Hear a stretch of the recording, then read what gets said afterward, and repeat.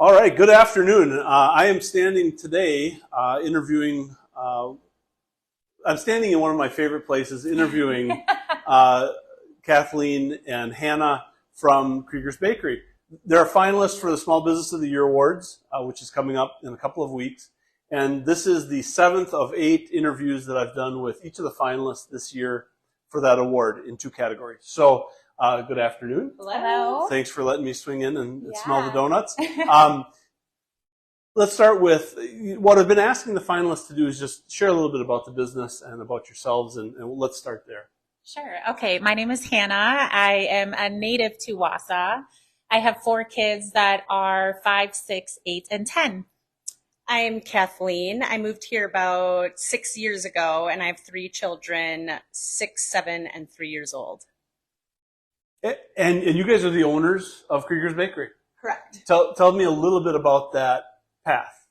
Sure. So Kathleen and I started a cake business about 3 years ago, and we really just had the intention of doing cake. We wanted to bring something to Wausau that was unique, that wasn't here anymore, or not anymore, but just something a little bit different that we weren't seeing here. And so we started a cake business, and we saw that Kreger's was for sale, and it kind of blew up into this idea of kind of wanting to take over something that was really important to Wausau, and we just kind of went with it.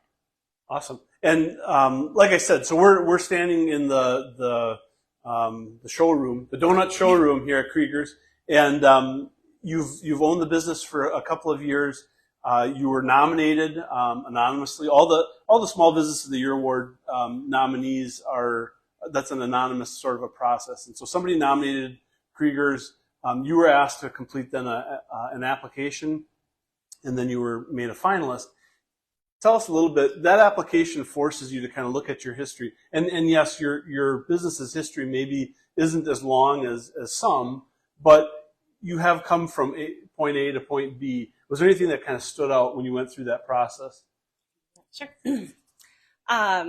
Well, Kreger's has been here in Wausau for 60 years. So even though we've only owned it for a handful of years, this has been part of the community, and it's been an important part of the community for years. And again, when we took it over, when we bought it, we did not want it to go away. And when we were looking through and kind of researching about this history of Kreger's, and actually the history of these like mom and pop bakeries in general, when you Google, mom and pop bakery, small town bakery, those types of things, all you see is closures. You see all of them close.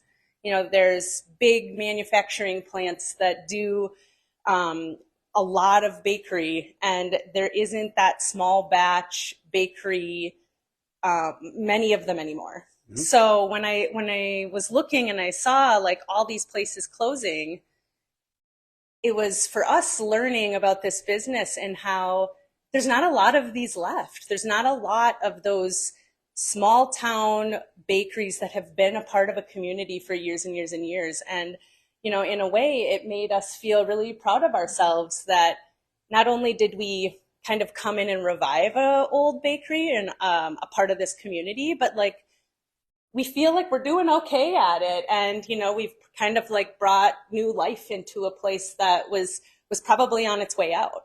Sure. And like I shared, I mean, this is a place that I've been visiting. I've been living in Wausau for almost 30 years, and this is a frequent stop. I don't know how many boxes of donuts, were brought to my employer over the years. And honestly, most of the time it was just sort of an excuse for me to, stop and get some donuts and have them at work. But so yes, I can truly appreciate what you have sort of saved here. I love the fact that you've kept some of the sort of the classic items that were available here for a long time. Most notably, I'm a nutty cake donut guy. So the nutty cake donuts those are something special. Let's talk a little bit about sort of your support network and maybe the people that helped you succeed in this venture. Is there anybody that you want to recognize?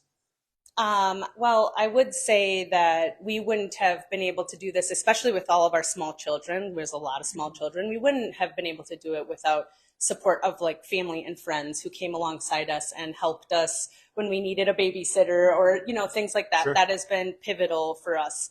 And then mostly, Todd Kreger stayed with us, and we have developed a really great friendship and business working relationship with him. And if he hadn't stayed with us, we wouldn't be able to do all the things. I mean, he knows how this business is run. He knows how to make all the things, and he is a point of reference for us. And he has been so gracious with us, and it's been a really wonderful relationship that we have learned so much that he's been able to mentor us and come alongside us.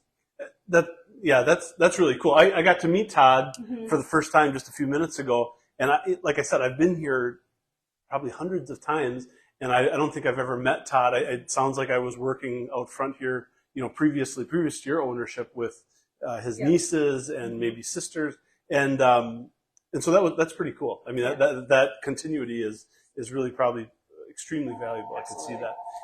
Yeah, the other thing I was going to add is, when Todd's been working here in this bakery since he was 9 years old, right? And so to have two young women come in with all of these ideas, and he has welcomed us with open arms. And even if maybe he didn't want to be so Sure. open about some of our ideas, he really has been gracious and patient with us and been open to hearing our ideas and all of the things that we want to do here. So really, he is wonderful, and he deserves a lot of credit for all of the things that his family has created here. Cool.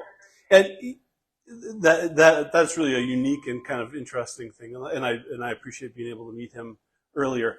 Listen, I don't know if you can hear in the background. There's an answering machine going off. There's a call.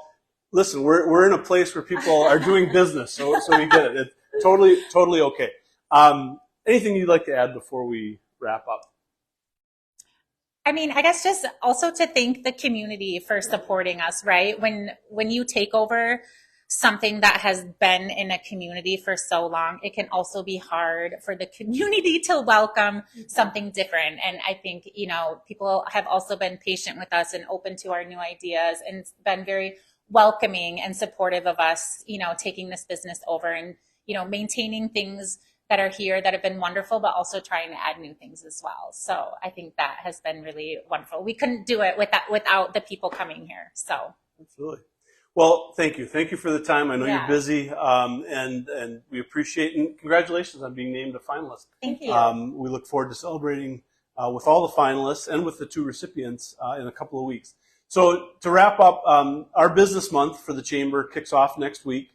It starts with a Civics Bee event at the UW Center for Civic Engagement on the UWSP at Wausau campus. That's on the afternoon of Tuesday, April 2nd.